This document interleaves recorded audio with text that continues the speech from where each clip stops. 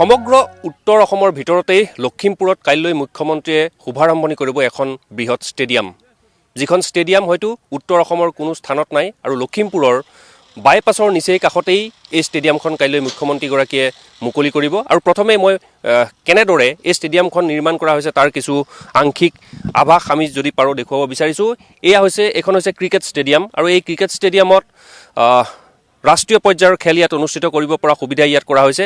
লগতে ৫,০০০ লোকে একেলগতে বহি এই খেলসমূহ উপভোগ কৰিব পৰাকৈ ইয়াত পেভিলিয়ন নিৰ্মাণ কৰা হৈছে। গতিকে এই ক্ষেত্ৰত লখিমপুৰৰ যিসকল ক্ৰীড়াপ্ৰেমী লোক আছে বা উত্তৰ অসমৰ যিসকল খেলুৱৈ আছে তেওঁলোকৰ বাবে অতি আশাৰ বতৰা কঢ়িয়াই আনিছে, কাৰণ কাইলৈ মুখ্যমন্ত্ৰীয়ে এই যিখন ষ্টেডিয়াম, এই ষ্টেডিয়ামখন অত্যাধুনিক ষ্টেডিয়াম মুকলি কৰি দিব, যাৰ ফলত ইয়াৰ যিসকল খেলুৱৈ আছে তেওঁলোকে ইয়াত অনুশীলন কৰিব পাৰিব আৰু গুৱাহাটীলৈ বা বাহিৰলৈ নোযোৱাকৈ ৰাষ্ট্ৰীয় পৰ্যায়ৰ আন্তঃৰাষ্ট্ৰীয় পৰ্যায়ৰ ক্ৰিকেট খেল ইয়াত উপভোগ কৰিব পাৰিব। আমি অকণমান কথা পতাৰ যত্ন কৰিছোঁ। আপুনিও এই ষ্টেডিয়ামখনৰ সৈতে জড়িত হৈ আছে, গতিকে কেনেকুৱা ধৰণৰ সুবিধা পাব ইয়াত?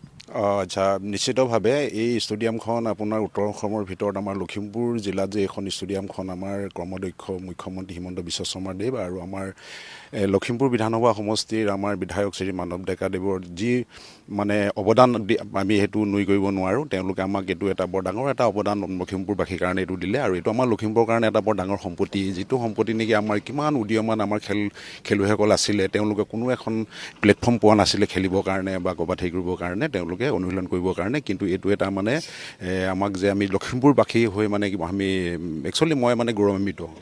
এখন ক্ৰিকেট গ্ৰাউণ্ড আৰু এখন ফুটবল আছে, তাত কিমান আছে কেপাচিটি? আপোনাৰ ফুটবলত আপোনাৰ আছে ২,৩০০ আৰু আমাৰ ক্ৰিকেটত আপোনাৰ ৫,০০০ আছে কেপাচিটি হয়। মই ক'ব বিচাৰিছোঁ এখন বৃহৎ ষ্টেডিয়াম আৰু এই ষ্টেডিয়ামখন হোৱাৰ ফলত লখিমপুৰত যিসকল ক্ৰীড়াপ্ৰেমী লোক আছে বা যিসকল খেলুৱৈ আছে তেওঁলোকে অনুশীলন কৰিব পাৰিব আৰু আজিৰ দিনটোত প্ৰায় সম্পূৰ্ণ হৈছে কাম কাজ। আমি লক্ষ্য কৰিছোঁ যে বিভিন্নজন আহিছে আৰু এই ষ্টেডিয়ামখন উপভোগ কৰিবলৈ আহিছে। মই অকণমান কথা পাতিব বিচাৰিছোঁ, কি ক'ব? এখন নমস্কাৰ। হয়, খুবেই ভাল লাগিছে। আমি অতি আগ্ৰহেৰে বাট চাই আছিলোঁ এখন ষ্টেডিয়াম কেতিয়াকৈ অপেনিং কৰে বুলি, কিন্তু ইতিমধ্যে দিন সমাগত হৈছে, কাইলৈ অপেনিং কৰিবই মাননীয় মুখ্যমন্ত্ৰী মহোদয় আহিব। আমি অতিকৈ আনন্দিত। এইফালে যাওঁতে আমি সদায় ষ্টেডিয়ামখন চাই যাওঁ কিমান আগবাঢ়িছে, কিন্তু এইকেইদিন ইমান সোনকালে হৈ গ'ল, খুব ভাল লাগিছে। আৰু আজিহে ভিতৰলৈ সোমাইছোঁ, সম্পূৰ্ণ হোৱাৰ পিছত খুব ভাল লাগিছে। এতিয়া নিজকে যেন আকৌ যেন বয়সটো কমাই পেলাই ফিল্ডত খেলি দৌৰি যে নিজকে প্ৰতিষ্ঠা কৰোঁ, তেনেকুৱা এটা সপোন জাগ্ৰত হৈছে, যদিহে সম্ভৱ হ'লহেঁতেন। মানে কেতিয়াও পৰিকল্পনা কৰা নাছিলে চাগে এনেকুৱা এখন ষ্টেডিয়াম লখিমপুৰবাসীয়ে পাব বুলি? আশা কৰিছিলোঁ, কিন্তু ইমান সোনকালে পাম বুলি ভবা নাছিলোঁ। বহুত দিনৰ পৰা শুনি আছোঁ ষ্টেডিয়াম হ'ব, অধিগ্ৰহণ কৰিলে সেই দেখি আছিলোঁ, কিন্তু বাস্তৱ ৰূপত হোৱাটো এতিয়া খুব ভাল লাগিছে। ধন্যবাদ জ্ঞাপন কৰিছোঁ। আৰু মই কৈছোঁ যে তাৰপিছত সেয়েহে মোৰ লখিমপুৰৰ আমাৰ উঠি অহা ল'ৰা ছোৱালী ছাত্ৰ ছাত্ৰীসকলক তেওঁলোকে এই ষ্টেডিয়ামখনত ক্ৰীড়া অনুশীলন কৰি পেলাই নিজকে আন্তঃৰাষ্ট্ৰীয় পৰ্যায়ত প্ৰতিষ্ঠা কৰিবলৈ আহ্বান জনালোঁ।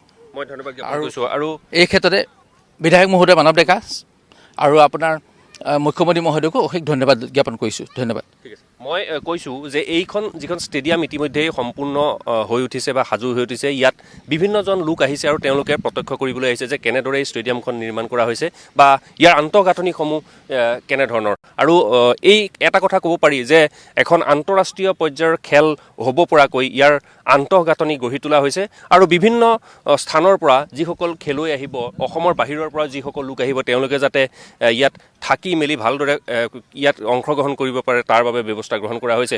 মই দেখুৱাইছোঁ যে এইখন হৈছে ক্ৰিকেট ষ্টেডিয়াম আৰু এই ক্ৰিকেট ষ্টেডিয়ামতেই ৫,০০০ লোকে একেলগতে বহি ইয়াত খেল উপভোগ কৰিব পাৰিব। সুন্দৰকৈ ইয়াত পেভিলিয়ন নিৰ্মাণ কৰা হৈছে আৰু ইয়াত যিখিনি এখন ক্ৰিকেট খেলিবৰ বাবে যিখিনি প্ৰয়োজনীয় সামগ্ৰী লাগে সেয়া সকলো ইয়াতেই কৰা হৈছে। আৰু মুঠৰ ওপৰত কাইলৈ দিনটো লখিমপুৰবাসী নহয়, উত্তৰ অসমৰ ৰাইজৰ কাৰণে এটা সুখৰ খবৰ যে বৃহৎ এখন ষ্টেডিয়াম কাইলৈ দিনটোত মুখ্যমন্ত্ৰীয়ে লখিমপুৰবাসীৰ লগতে উত্তৰ অসমবাসীক উপহাৰ দিব।